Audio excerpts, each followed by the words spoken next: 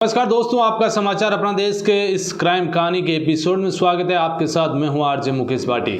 गुनहगार कितना भी शातिर क्यों ना हो, आखिरकार वो पकड़ा जाता है, वो कानून से कभी बच नहीं पाता है। ये घटना है इंदौर से, जहां पर 10 फरवरी 2026 की बात है। एक कॉलेज जिसमें MBA के स्टूडेंट का एक व्हाट्सएप ग्रुप बना हुआ था, अचानक रात को उस व्हाट्सएप ग्रुप पर कुछ वीडियो आते हैं। ये वीडियो एक लड़की के द्वारा भेजे जा रहे थे। अब जैसे ही वीडियो खोल कर देखते हैं, उन्हें डाउनलोड किए जाते हैं व्हाट्सएप पर, तो वो बहुत ही आपत्तिजनक हालत में थे और वो लड़की जो है बड़ी आपत्तिजनक हालत में थी। साथ में जो लड़का दिख रहा है वो उसका चेहरा छुपा हुआ है, लड़की की जो है तस्वीर साफ उसमें नज़र आ रही है। एक के बाद एक वीडियो आ रहे हैं, लगातार 11 वीडियो आए। उससे पहले कि उस लड़की को फ़ोन करते, उसका मोबाइल फ़ोन जो है बंद आ रहा है वीडियो हटाने के लिए। फिर इसका एडमिन जो होता है वो वीडियो हटा देता है। इसी बीच कॉलेज प्रबंधक ने जो है उसके पिता को फ़ोन करते हैं और बोलते हैं कि आपकी बेटी पागल हो गई है क्या, वो क्या ग्रुप में डाल रही है, उसे आप समझाओ, नहीं तो आप सुबह कॉलेज भी आओ मॉर्निंग में। तो उसका पिता कहता है ठीक है, मैं देखता हूँ। इधर कुछ ही समय बाद उसके जो लड़की के पिता होते हैं, उसके रिश्तेदारों के भी फ़ोन आने शुरू हो जाते हैं कि आपकी बिटिया ये क्या कर रही है, क्या वो पागल हो गई है, वो वीडियो भेज रही है, अपने स्टेटस पर भी वीडियो लगाए हैं और ऐसे वीडियो हैं कि हर कोई देख नहीं सकता है, आपत्तिजनक हालत में है। अब पिता बड़ा परेशान, इधर बेटी का फ़ोन लग नहीं रहा है, फ़ोन स्विच ऑफ आ रहा है। फिर जो कहानी सामने निकल कर आती है, उस लड़की की जो बेरहमी से हत्या की गई थी, वो वीडियो जो है उस लड़की के द्वारा नहीं भेजे गए थे, बल्कि किसी शख्स के द्वारा भेजे गए थे। और उस लड़की की इतनी हैवानियत से हत्या की गई कि हर कोई जब ये पूरी कहानी सुनी तो हैरान रह गया। ये कहानी है मध्य प्रदेश का इंदौर शहर लगता है और इसी में एक द्वारिकापुरी थाना लगता है और इसी में एक गली पड़ती है, अंकल वाली गली। यहाँ पर 12 फरवरी 2026 की बात है। कुछ लोग सुबह जब काम से पर गए और वापस शाम को लौट कर आए तो इस गली में एक जो है उन्हें दुर्गंध आ रही थी, बदबू आ रही थी। तो किसी ने कहा कि ये बदबू किसकी आ रही है, क्या हो रहा है। तो कोई ने कहा कि हो सकता है कि कोई चूहा मर गया हो सकता है कि पानी में से कोई बदबू आ रही हो। अब उस बदबू को लेकर लोगों ने ज़्यादा कुछ सोचा समझा नहीं, अपने अपने घर चले गए, खाना खाया और सो गए। सुबह जब उठे तो 13 फरवरी थी और 13 फरवरी को जो है दुर्गंध कुछ ज़्यादा ही बढ़ जाती है। लोगों का जो है सांस लेने में भी जो है बड़ी परेशानी हो रही थी, इतनी भारी जो है भयंकर बदबू से परेशान थे। लोगों ने देखा कि एक कमरा है जो बंद है और उसी में से कोई बदबू आ रही है। तो इसके बाद लोगों ने कहा कोई गड़बड़ है। फिर पुलिस को फ़ोन किया जाता है। जैसे ही पुलिस को फ़ोन किया जाता है, पुलिस की गाड़ी मौके पर पहुंचती है। पहुंचने के बाद उसी कमरे के पास जाती है। जैसे जैसे पुलिस और लोग जाते हैं, उस दुर्गंध बहुत ज़्यादा बढ़ती है। इसके बाद उस कमरे का ताला तोड़ा जाता है और पुलिस जैसे अंदर एंटर होती है, पुलिस जो दृश्य देखती है वो खुद दंग रह जाती है। एक बेड पर एक लड़की की लाश पूरी तरह से न्यूड, यानी कि शरीर पर कोई कपड़ा नहीं। इसके बाद ये पता लगाने की कोशिश की कि ये लड़की कौन है, यहाँ क्या कर रही है, आखिरकार क्या हुआ इसके साथ। सबसे पहले उस मकान मालिक को जो है फ़ोन करके बुलाया गया। मकान मालिक मौके पर पहुँचा। उस मकान मालिक से पूछा कि ये आखिरकार ये कमरा आपने किसको किराए पर दिया था, नाम और पता बताइए।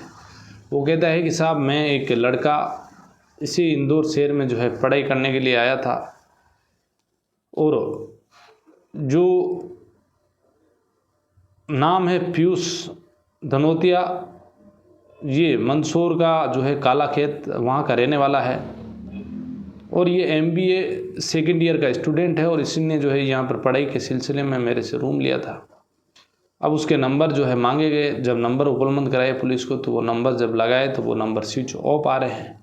अब पुलिस ने आसपास के लोगों से पता करना किया कि ये लड़की कौन है, क्या नहीं है। लेकिन कुछ जो है उसके बारे में उस टाइम पता नहीं चला। इसके बाद जो लड़का था पीयूष धनोतिया, उसके पिता के बारे में पता चलता है। उसके पिता के नंबर लिए जाते हैं। उसके पिता का नाम घनश्याम, एक किराना स्टोर चलाते हैं। उनको पुलिस फ़ोन करती है और कहती है कि आप यहाँ इंदौर से रहिए, आपसे कुछ पूछताछ करनी है।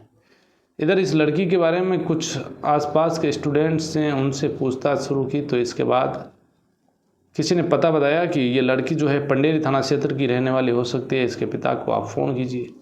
अब उसके नंबर जो है कॉलेज से लिए, उसके बाद उसके पिता को फ़ोन किया गया। पिता वहाँ पर पहुँचे। अब लाश को देखा, क्योंकि लाश फूल चुकी थी पूरी तरह से, चेहरा पहचान में आ नहीं रहा था। तो जो उसके पैरों में सॉक्स जो मोजे थे वो देखे उसके पिता ने। देखते ही वो चीख पड़ा कि ये मेरी बेटी है, ये मोजे इससे वही पहनती थी। इसके बाद उसके लड़की के घर वाले, परिवार वाले सब ने जो है उसके मोजों से पहचान की और वो रोने लगे। फिर पुलिस ने जो है उन्हें बाहर बिठाया, पानी पिलाया और फिर जो है बात शुरू हुई। अब उसके पिता ने बताया कि आखिरकार आपकी बेटी के बारे में पूरी जानकारी बताइए। तो पिता ने बताया कि मैं 10 फरवरी की बात है, सुबह मेरी बेटी और मैं दोनों मोटरसाइकिल से निकले और मैंने उसको कलेक्ट्रेट ऑफिस के सामने छोड़ा। बेटी की जो है आधार कार्ड में कुछ अपडेट कराना था, तो बेटी को वहाँ छोड़ने के बाद मैंने कहा मैं कुछ देर तक जो मेरे काम है वो कर लेता हूँ शहर में घूमकर, और तुम जो है जल्दी से जल्दी आधार कार्ड अपडेट करा देना और मुझे कॉल कर देना। मैं वहाँ पर छोड़ कर गया, वापस मैं अपने काम में लगा। इसी बीच रात को 8 बजे बेटी का मैसेज आता है उसकी छोटी बहन के पास, और वो कहती है कि मैं, मेरे एक दोस्त हैं, उसके साथ में जो है जा रही हूँ, पार्टी है आज, उसका मेरा क्लासमेट है, तो तुम परेशान मत होना और पापा को भी ये बात बोल देना। वो लड़की वापस मैसेज लिखती है कि तुम ही क्यों नहीं बोल देती पापा को, मैं क्यों बोलूँ। अब रात को करीब 9 बजे के आसपास एक मैसेज और आता है। उस मैसेज में ये लिखा रहता है कि अब मैं कभी लौट कर ना आऊँगी और तुम हैं जो कोई परेशान मत होना सब लोग। ये जैसे मैसेज आया, इधर बेटी को फ़ोन लगा रहे हैं लेकिन कोई पता चल नहीं रहा है। इसके बाद जो है उस लड़की के पिता जो है सीधा ही पहुंच जाते हैं रावजी थाना में। यहाँ पर रावजी थाने में जाने के बाद वहाँ के पुलिस अधिकारियों ने जो है कहा कि आप एक काम कीजिए, आप पंडेरी नाथ थाना क्षेत्र लगता है वहाँ पर जाइए, क्योंकि वहाँ पर ये आपका क्षेत्र आता है। पंडेरी नाथ थाने पर जाने के बाद 10 तारीख को जो है पुलिस ने गुमशुदगी की रिपोर्ट दर्ज की, और इसके साथ साथ जो पीयूष धनोतिया था उसको भी सस्पेंशन में लिया गया कि वो भी जो है सस्पेक्टेड में जैसे ही उसको लिया तो पुलिस सबसे पहले उसके जो कमरे का किराया ले रखा था वहाँ पर पहुँचती है। पुलिस वहाँ पहुँचने के बाद देखा जाता है कि कमरे के जो है ताला लगा हुआ है। अब जैसे ही ताला लगा हुआ है पुलिस लौट कर वापस आ जाती है, वहाँ पर कोई ज़्यादा तफ्तीश नहीं करती है। लेकिन जैसे जैसे वक्त बीता उसके बाद 13 तारीख को दुर्गंध बढ़ी, और फिर उसके बाद ये पता चला। अब जैसे पीयूष धनोतिया के बारे में पुलिस को पता चला कि ये पीयूष धनोतिया ही सस्पेक्ट है, तो अब पुलिस को चुनौती कि उसको गिरफ्तार करना है।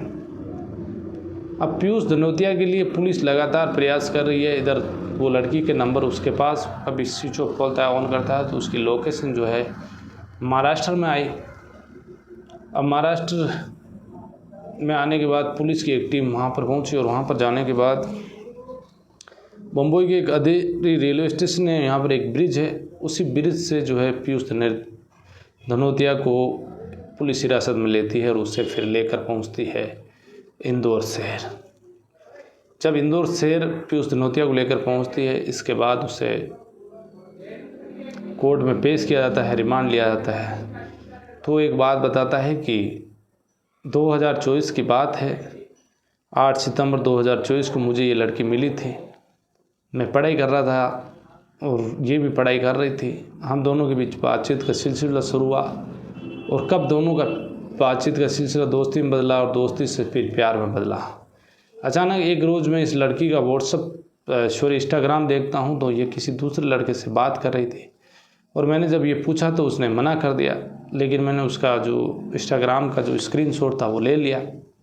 अब मेरे दिमाग में आ गई कि ये लड़की जो है मुझे धोखा दे रही है, मैं इससे कितना बेपनाह मोहब्बत करता हूँ, इससे शादी करना चाह रहा हूँ, और ये एक जो है किसी दूसरे लड़के से जो है बात कर रही है। इधर वो लड़की भी शादी करना चाह रही थी, लेकिन क्या पता, अब वो जैसे स्क्रीनशॉट वगैरह की बात आती है तो उसके दिमाग में एक घर कर जाता है कि ये लड़की जो है मुझे धोखा दे सकती है, इसे मार दिया जाए। ये बात आने के बाद पीयूष धनोतिया जो है उस लड़की को 10 फरवरी को अपने कमरे पर बुलाता है। उससे पहले वो एक मेडिकल स्टोर पर जाता है। वहाँ जाने के बाद जो शक्तिवर्धक गोलियाँ होती है जो सेक्स के लिए, पावर के लिए, वो लेकर आता है। बुलाने के बाद वो गोलियाँ लेता है, उसके ऊपर शराब पीता है। वो जैसी लड़की आती है उससे कहा जाता है कि देखो मैं तुम्हें सरप्राइज़ देना चाहती हूँ, तुम बेड पर सो। वो जैसी चीज़ होती है उसके बाद उसके हाथ पैरों को बांधा जाता है। बांधने के बाद वो गला घोटता है उसका, और फिर चाकू से उसका गला काट देता है। यहीं हैवानियत नहीं रुकी इस पीयूष धनोतिया की। पीयूष धनोतिया ने जो है उसके बाद उसके साथ शारीरिक संबंध बनाए, और इतनी बार बनाए कि पुलिस ने भी जो है जब इस केस को सुना तो उनकी भी आंखों में आंसू थे। जिस लड़की ने बड़े सपने देखे शादी के, उस लड़की के साथ एक बेरहमी सामने आई, और फिर उसकी जो है हत्या करने के बाद उसको कमरे में बंद किया और वो वहाँ से निकल गया। अब इस मामले में जो है पुलिस मजबूत चार्जशीट पेश करेगी, और फिर पीयूष धनोतिया को जो है लंबे समय की सज़ा दिलाने की कोशिश करेगी। इधर उसके पिता, जिन्होंने सपना सजोया कि मेरी बेटी जो है वो MBA करने के बाद अच्छी खासी नौकरी करेगी, लेकिन उसको जो है बेरहमी से मारा गया। अब पुलिस की गिरफ्त में है पीयूष धनोतिया। अब देखना होगा कि आखिरकार उसको कितने साल की सज़ा मिलती है इस मामले में, और क्या आगे का अपडेट रहता है आपको ज़रूर बताएंगे। तो आज की कहानी में बस इतना ही। फिर किसी कहानी में आपसे मुलाकात होगी। तब तक के लिए आप अलर्ट रहिए, सावधान रहिए, क्राइम से बचिए, अपना और अपनों का ख्याल रखिएगा। जय हिंद, जय भारत।